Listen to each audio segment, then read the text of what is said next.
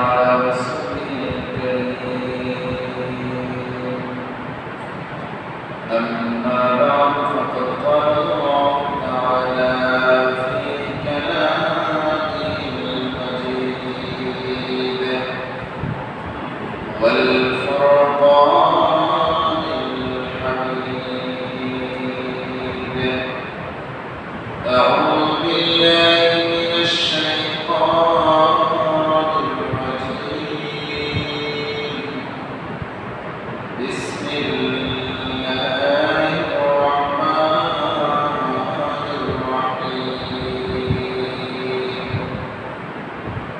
وما كان لمؤمن ولا مؤمنة إذا قضى الله ورسوله أمرا أن يكون لهم الخيار وقال رسول الله صلى الله عليه وسلم أشد الناس بلاء الأنبياء ثم الأمثل ثم الأمثل أو كما قال النبي عليه الصلاة والسلام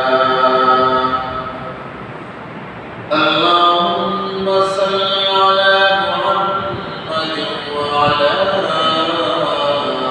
آل محمد كما صليت على إبراهيم وعلى آل إبراهيم إنك حميد مجيد اللهم بارك على محمد وعلى آل محمد كما باركت على إبراهيم وعلى آل إبراهيم إنك حميد مجيد সম্মানিত মুসলিম کرام মুরব্বিয়ান এবং সর্বপ্রথম রব্বুল আলামিনের দরবারে সর্বোপরি শুকরিয়া আদায় করি যে মহান রব্বুল আলামিন যে মহান মালিক আমাদেরকে এই সর্ব ধরনের জায়গা থেকে বের করিয়া বিশেষ করে ওনার কাছ থেকে পাওয়া করিয়া রব্বুল আলামিনের মহান রব্বুল মাসজিদের উদ্দেশ্যে দুনিয়ার সর্বশ্রেষ্ঠ জায়গা আল্লাহর মসজিদে আসবার বসবার তৌফিক দান করেছেন এই জন্য মালিকের দরবারে মনিবের দরবারে অন্তরের গহীন থেকে উচ্চ স্বরে জোরে স্বরে সমস্বরে ভক্তি করে দিল থেকে খালিদ শুকর আদায় করে সকলে বলেন আলহামদুলিল্লাহ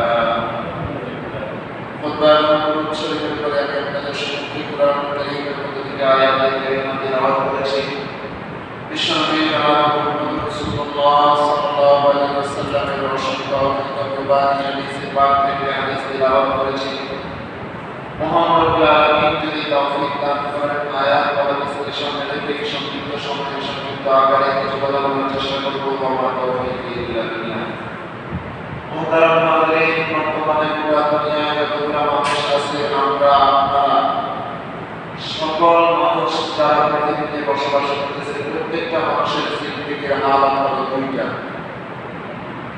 প্রত্যেকটা মানুষের জিন্দেগির হালাত দুইটা এক হালাত সুখের হালাত আর এক হালাত দুঃখের হালাত পৃথিবীতে যতগুলো মানুষ আছে হয়তো বা সুখী আছে নয়তো বা দুঃখী আছে হয়তো আনন্দে আছে নয়তো কষ্টে আছে পৃথিবীর সবগুলো মানুষ কিন্তু সুখে নাই আবার সবগুলো মানুষ কিন্তু দুঃখীও নেই এমন কোন মানুষ পৃথিবীতে পাওয়া যাবে না যার জিন্দেগিতে শুধু সুখ আর সুখ দুঃখ বলতে কিছু নাই আবার এমন মানুষ পৃথিবীতে পাওয়া যাবে না যার জিন্দেগিতে শুধু দুঃখ আর দুঃখ সুখ বলতে কিছু নাই সুখ এবং দুঃখ দুইটা মিলে এই মানুষের জীবন কারণ এই পৃথিবীর জমিন এমন একটা জমিন এই পৃথিবী চিরস্থায়ী সুখের জায়গা নয় যেমনি ভাবে পৃথিবী চিরস্থায়ী দুঃখের জায়গা নয় পৃথিবীর সবগুলা মানুষের হালত দুইটা হয়তো সুখে আছে, নয়তো দুঃখে আছে। তবে সুখ এবং দুঃখ এই দুটোটা হালত কিন্তু আল্লাহর পক্ষ থেকে বেঁধে দেয়া। কার দেয়া? আল্লাহর দেয়া। একজন মানুষ যদি আরেকজন মানুষকে কষ্ট দেয়, ওই মানুষটা তার বিরুদ্ধে যুদ্ধ ঘোষণা করে। একজন মানুষ যখন আরেকটা মানুষকে একটু সুখ দেয়, তখন তার জন্য দোয়া করে।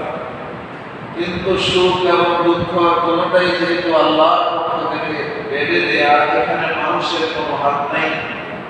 আল্লাহ চাইলেই কাউকে সুখে রাখতে পারেন, চাইলেই কাউকে দুঃখে রাখতে পারেন। সুখ এবং দুঃখ কোনোটাই আল্লাহর পক্ষ থেকে।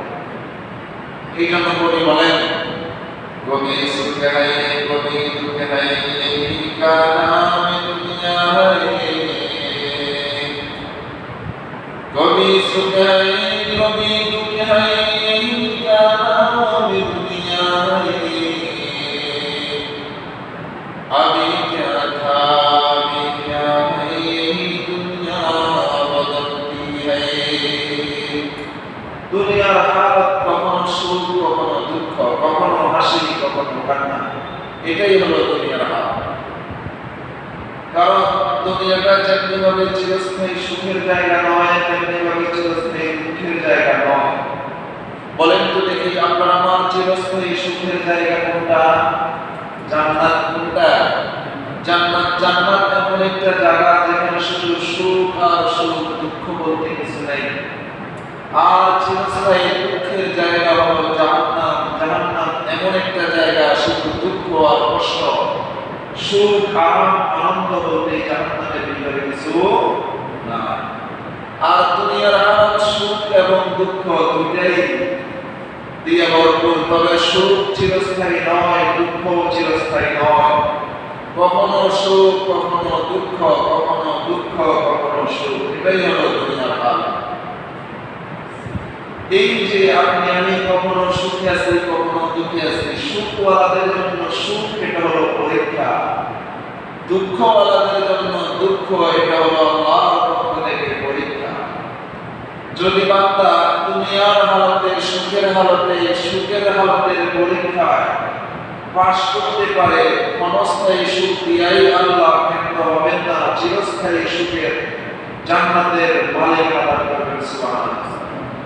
আর যদি দুনিয়ার ক্ষণস্থায়ী দুঃখের হালতে বান্দা পরীক্ষায় উত্তীর্ণ হইতে পারে, যদিও নাকি বান্দাকে সাময়িক দুনিয়াতে কিছু দুঃখ এবং কষ্ট দেয়, তবে তার জন্য অপেক্ষা করতেছে চিরস্থায়ী সুখের জায়গা জান্নাত। সুবহানাল্লাহ। বলতেছিলাম সুখ এবং দুঃখ দুটোই আপনার আমার জন্য কি পরীক্ষা। আমরা অনেক সময় এমন কুফরি কথাবার্তা, শিরকি কথাবার্তা বলে ফেলি মুখে, যে তুই নামাজ পড়ে লাভ কি? দেখ আমি নামাজ না পড়িয়াও থেকে ভালো আছি। তুই ইবাদত বন্দেগী করে লাভ কি? নুন আনতে পান্তা ঘুরায়। দেখ আমি ইবাদত তো তেমন একটা বেশি করি না, আমার 5টা ছেলে বিদেশে থাকে, আমি বড় আরামে আছি। না ভাই, সুখওয়ালাদের জন্য সুখ পরীক্ষা, দুঃখওয়ালাদের জন্য দুঃখ পরীক্ষা। এই জন্য হাদিসের ভিতরে এসেছে, রাসূল বলেন, তোমরা দুনিয়ার ক্ষেত্রে সবসময় নিচের দিকে তাকাও, আর পরকালের ক্ষেত্রে তোমরা সব সময় উপরের দিকে তাকাও। তোমার একটা টিনের ঘর আছে, তুমি সব সময় নিচের দিকে তাকাইবা। তোমার মতো অনেক মানুষ আছে যাদের টিনের ঘর নাই।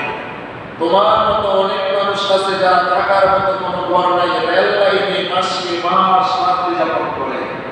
দুনিয়ার ক্ষেত্রে তুমি নিচের দিকে তাকাইবা। 6 তলা বাড়ির মালিক, 6 তলা বাড়ির মালিক, তুমি তাকাইবা নিচের দিকে। 100 কোটি টাকার মালিক, তুমি তাকাইবা নিচের দিকে। কিন্তু আমরা দুনিয়ার ক্ষেত্রে তাকাই উপরের দিকে, অমুক কত সুখে আছে, আমি কত দুঃখে আছি। না, যদি দুনিয়ার ক্ষেত্রে উপরের দিকে তাকাই তাহলে নাফরমানি হয়ে যাবে। কি হয়ে যাবে ভাই? নাফরমানি। আর পরকালের ক্ষেত্রে তাকাইতে হবে সব সময় উপরের দিকে। আমি 5 ওয়াক্ত নামাজ পড়ি, তাতে কি হয়েছে? আমার মতো অনেক আল্লাহর বান্দা আছে যারা তাহাজ্জুদের সালাত আদায় করে।